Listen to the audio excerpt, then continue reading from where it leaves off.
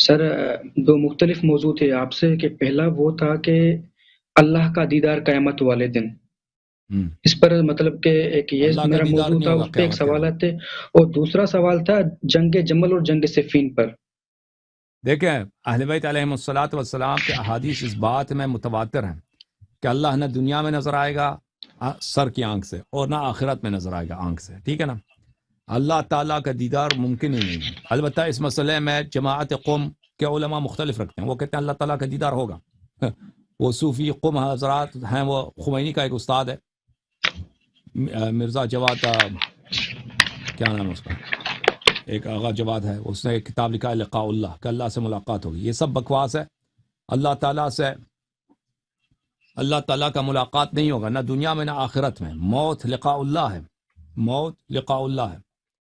روز قیامت حساب کتاب ہوگا، ملائکہ نظر آئیں گے، رسول اللہ صلی اللہ علیہ وسلم نظر آئے گی، اللہ تعالیٰ آنکھ سے نظر نہیں آئے گا، ٹھیک ہے نا۔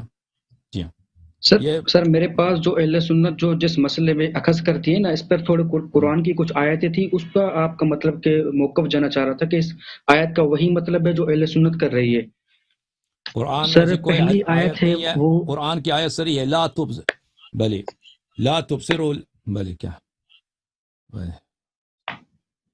بلی لا تبصر، لا يدركه الابصار وهو يدرك الابصار وهو اللطيف الخبير۔ قرآن کی سری آیت ہے لا يدركه الابصار، اللہ تعالیٰ کو آنکھیں نہیں دیکھتی، وهو يدرك الابصار، وہ انسان کی آنکھوں کو دیکھتا ہے، وهو اللطيف الخبير، وہ سب باریک چیزوں کو جانتا ہے اور خبیر ہے، اور سب چیزوں کو سب چیزوں سے علم رکھتا ہے، ٹھیک ہے نا۔ لطیف بولتے ہیں اس شخص کو، جو اس سر فرد کو جو باریک چیزوں کو، دقیق چیزوں کا علم رکھتا ہے، ٹھیک ہے نا۔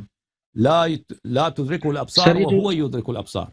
جی سر یہ جو سورۃ القیامہ میں آیت نمبر 22 اور 23 ہے، جس کا مفہوم ہے کہ اس دن اپنے چہرے ہوں گے جو تر و تازہ ہوں گے اور اپنی رب کی طرف دیکھ رہے ہوں گے، تو سر اس کا کیا مطلب ہے؟ وجوہ الى ربهم ناظرہ، بلے اس کا میں آپ کو بتا دیتا ہوں۔ اہل بیت علیہم الصلوۃ والسلام کی جو تفسیر ہے، بلے وجوہ یومئذ ناظرہ الى ربها ناظرہ، بلے اس کا مطلب یہ ہے، اہل بیت علیہ السلام ناظر بولتے ہیں منتظر کو، الى ربها ناظرہ یعنی الى رحمت ربها منتظرہ، یہ اپنے قیامت کے دن اپنے رب کی رحمت کی طرح انتظار کرتے ہوں گے، ٹھیک ہے نا۔ ناظر سے مراد انتظار کرنے والا، نہ کہ یہ رب کی طرف دیکھ رہے ہیں، رب کی رحمت کے منتظر ہیں، اوکے۔